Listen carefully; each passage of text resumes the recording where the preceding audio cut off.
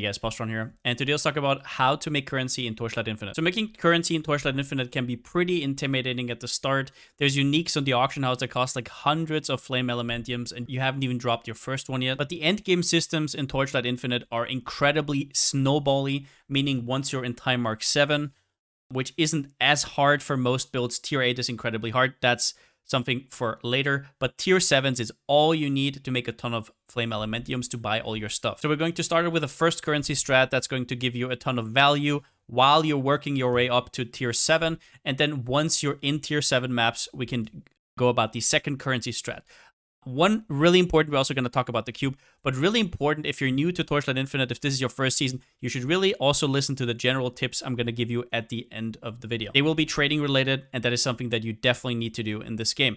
Now, if you're already into tier 7s and you already have a lot of these cards unlocked, then you can skip the first currency strat and just go to the second one immediately. But let's talk about your way up to tier 7s. Also, if you don't know anything about Torchlight endgame, if you don't know what these are, what these cards are, I would definitely tell you to watch the video where I go over that. I will link it down in the description, because if you don't, none of what I'm about to say will make any sense. So let's go over the first strategy. And this first strategy is pretty easy. It just revolves around 2 cards right here that you're going to use to get as much flame elementium as you can get. Also, Flame Sand early is pretty nice to craft a little bit of stuff, but it's mostly about the FE, let's be real. We talk about Generous and we talk about Benevolent. Now, Benevolent is huge. This means Flame Fuel dropped have a 9% chance to be upgraded. That's at the last level. It starts at 8% and gets Inheritance. So that is why it's incredibly important that whenever you get this card to upgrade, you definitely want to upgrade it. Get it to 5. I think 4 does the same, yeah.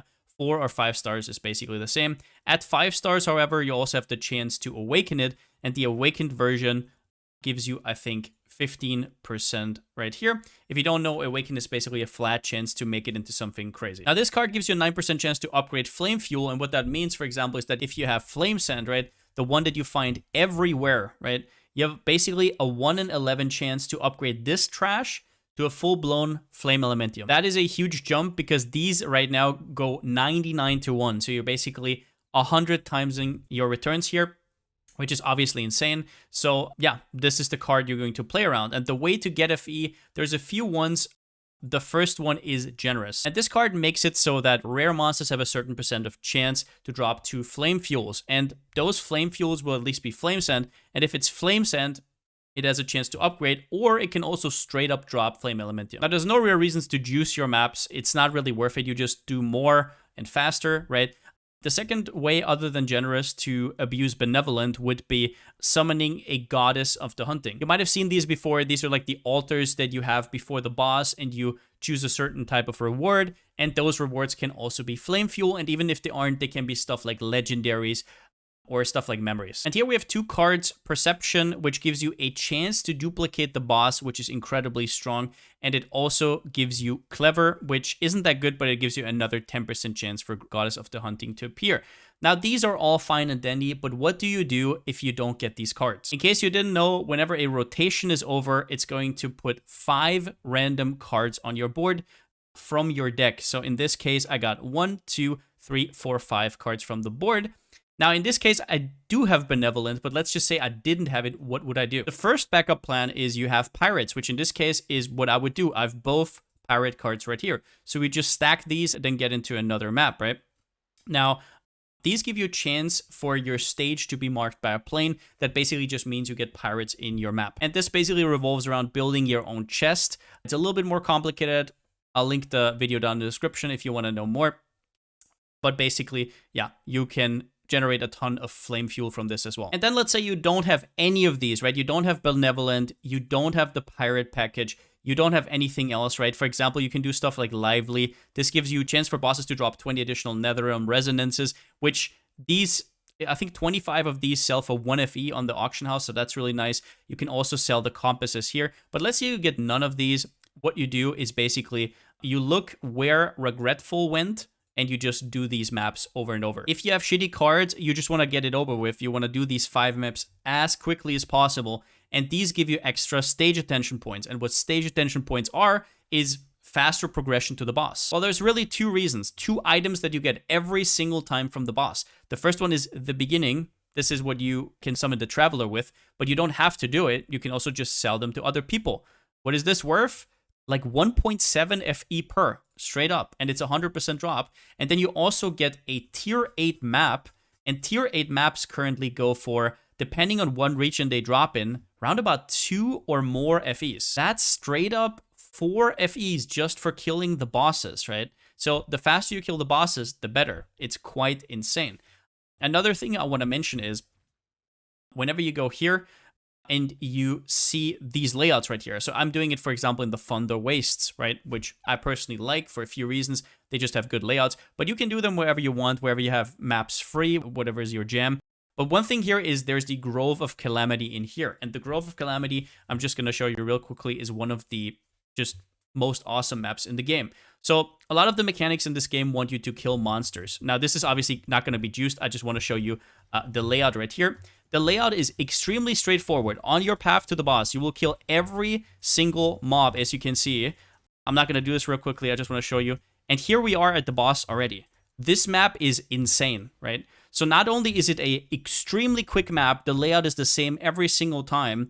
It also has all the mobs on the way to the boss. So the whole cube juice, everything you get. Now, obviously, it doesn't have the most mobs, but I'm just saying, for stuff like you have a bad layout, right? You have bad cards. You just want to get it over with and want to go to the next reroll of the cards. This is the map you want to be in. But yeah, once again, the cornerstone of the strat is generous and benevolent. These two, whenever you have the chance to level them up, level them up. Everything else, I just gave you some ideas, but that is completely up to you.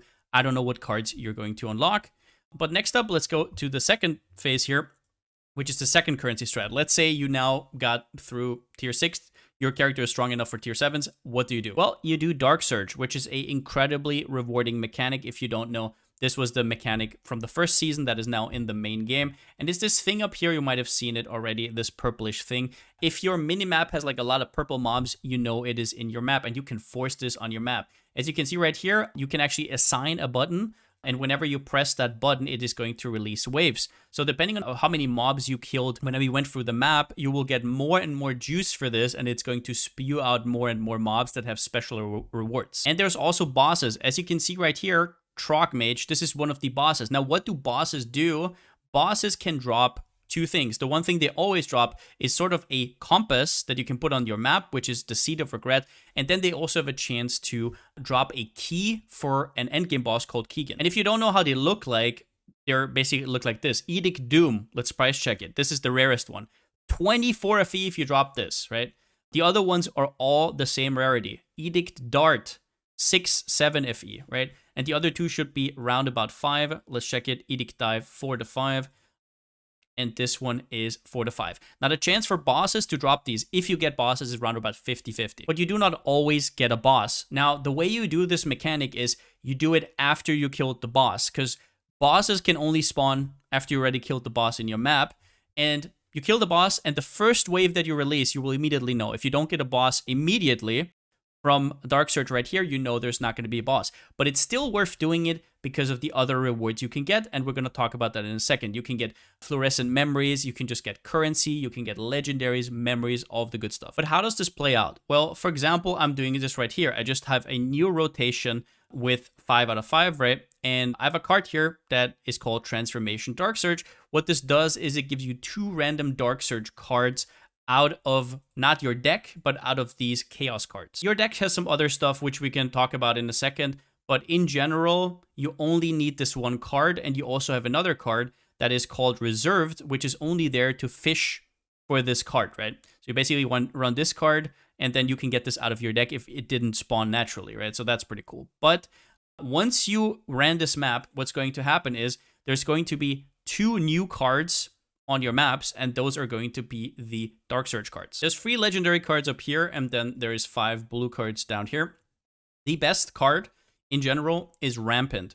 This gives you a 60% increased chance for a boss to appear. All of these cards give you a flat 15% extra chance for a Dark Surge to even be in your map, right?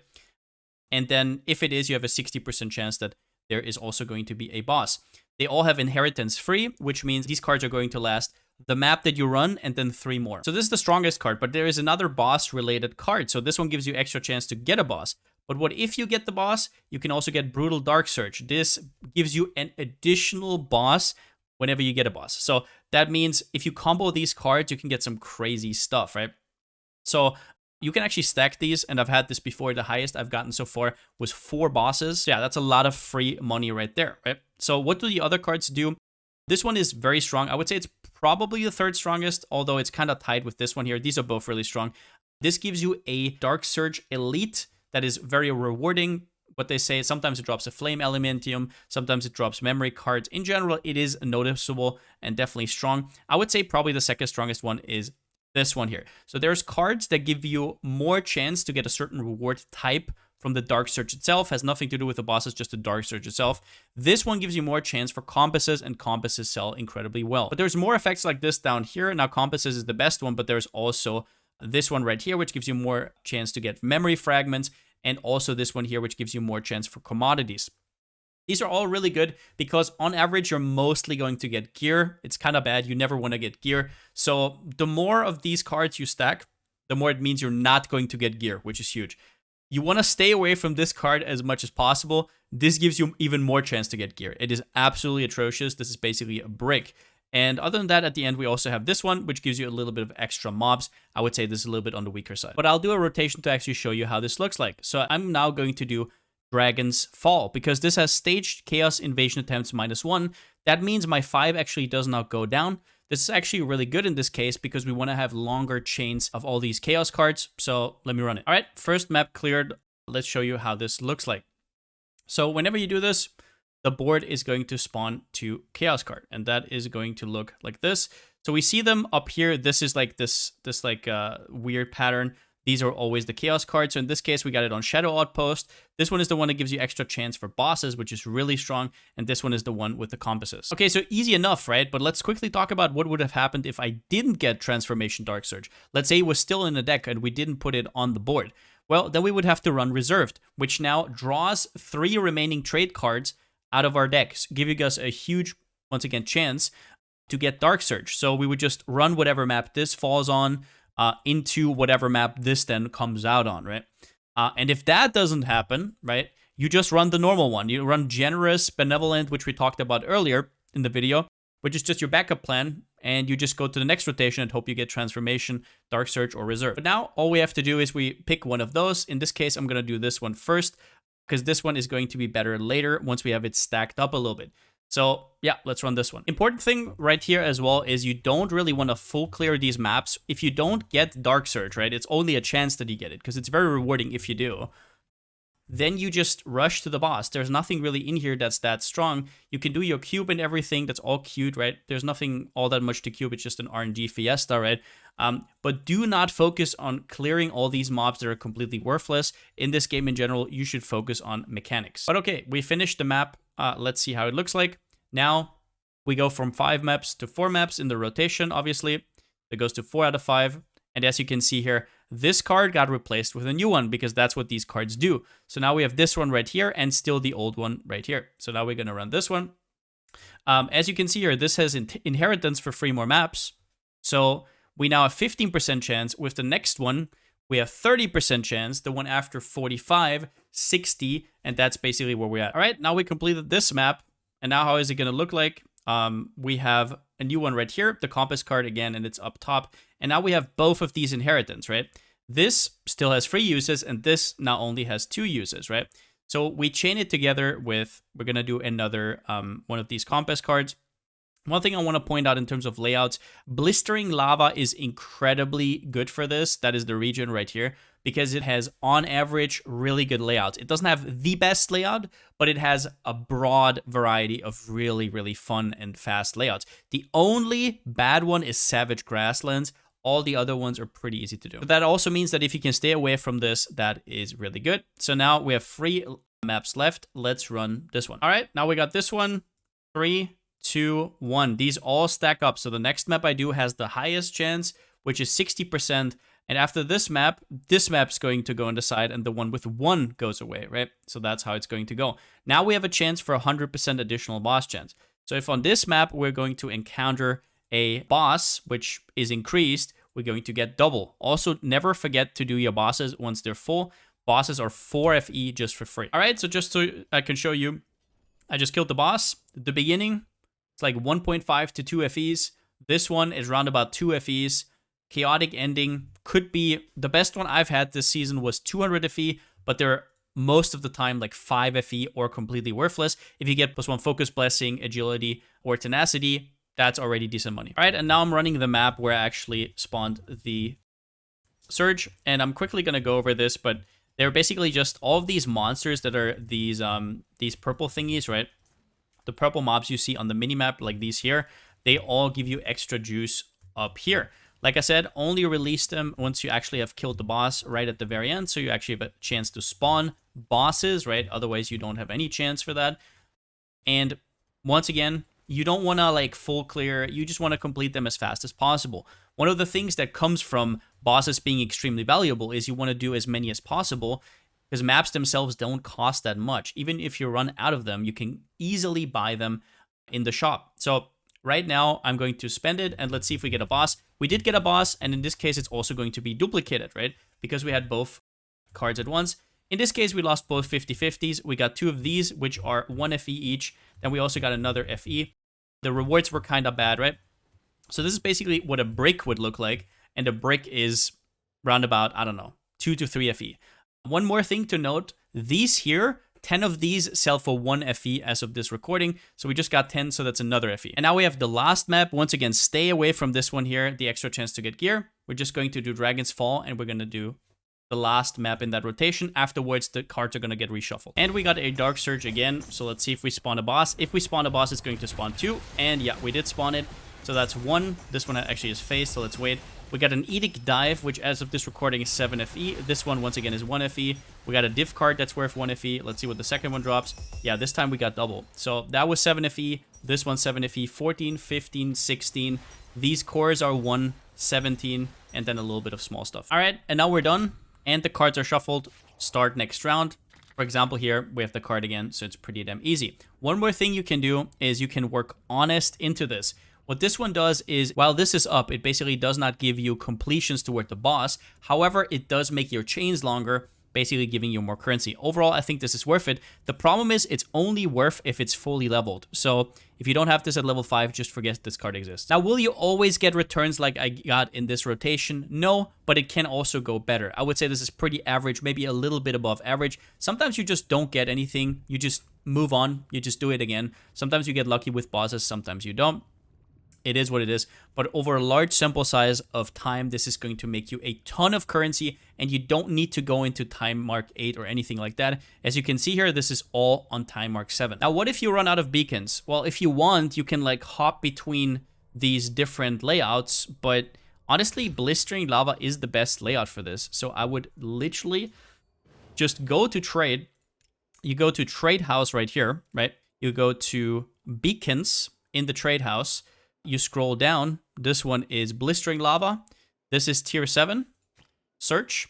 And as you can see here, for 13 FE, you can buy 99 of them. Actually, never mind. You can buy 9 for 99, which I'm going to do right now. That's a really good deal. So just look in here if there's a good deal. Just buy it, right? A big chunk of them and just run them. That's also why I told you, you don't have to full clear these. They're not worth that much. A single crumb of this Dark Search, right? A single one of these that I drop like candy, right? These ones right here that I at some point had over 1,000 of pays for a single map. But I will also talk to you about Edwin right here. If you go to Trader, you can go to Beacon Shop, and down here, they're the big boys. This is actually not worth buying because these 8 resonators are actually worth more than the map.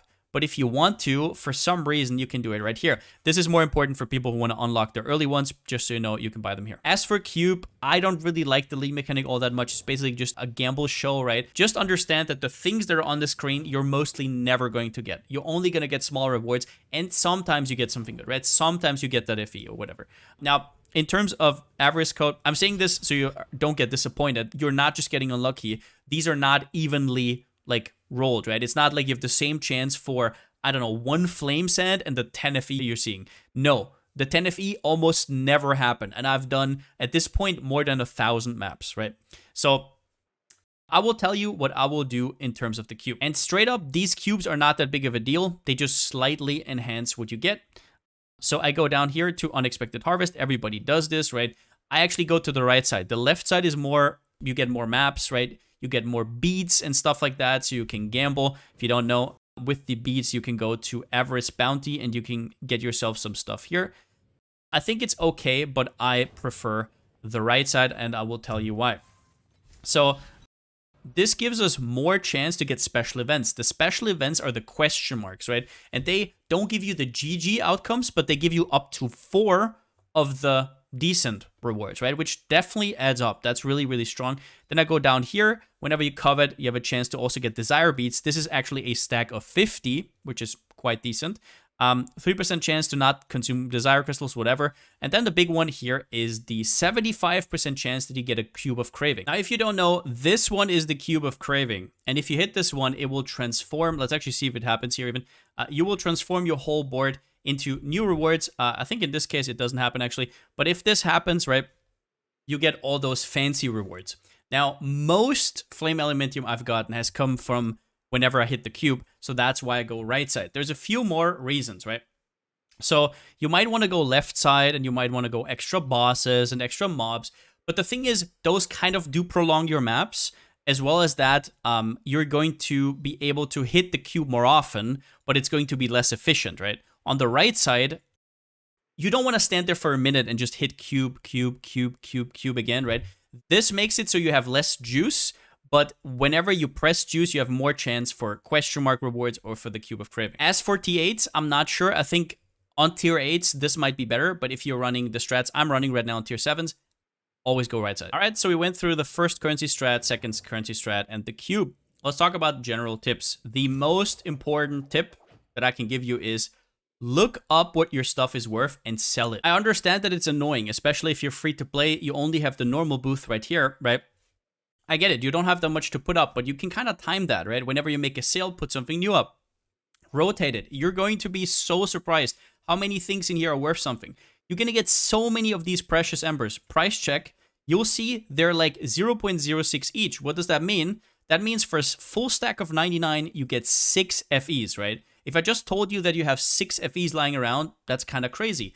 Casting wedges, price check, sells for 0.6 FE, so 99 of these, once again, 6 FEs, right? And this stacks. All of these fossils, I don't know how much they're worth, right? Stuff like Elixirs of Oblivions, right? If you have a full stack. The regrets, if you just play, you don't need these. You can sell them for 5 FE for a full stack. These ones right here, I don't think are too much. They're like 2, 3 FE, right? These things just add up. You're just dropping random Path of the Brave. Each of these is 1 FE. That's what I want to tell you. Same thing, and really important, is for this section right here, the inventory on the right side. A lot of these divination cards are actually insane, right? You have to sell them. Compasses, you should really sell them. Look at this. I have 7 shiny Dark Surge compasses. We're not using them. They're 3 FE each. I just have like 7 times 3 FE here lying around for no reason. 12 of these, right? Let's price check. They're like 1 FE each. So if I like literally just put all of these up, I would get a few hundred FE. So yeah, make sure you sell all of your junk that you're not going to use. You can always buy it later. Also, whenever you're not using your booths for something important, do this. Sell 99 Flame Sand for 1 FE. People don't really want this, but sometimes they buy it, right? Like I had a full inventory here with just like all Flame Sand. They sometimes just sell, and you're dropping these like candy, right? So just put them in, you get a free FE here or there. Important to talk about next are taxes. Once you've made a total of 200 FE with trading, you're going to get taxed, which means every 8th FE that you get will get subtracted, right? This is basically so flippers don't just buy everything up, then sell it and stuff like that. They get taxed, right? If you buy a lot and then sell again, you get taxed. But there is things to get around that, which are tax vouchers.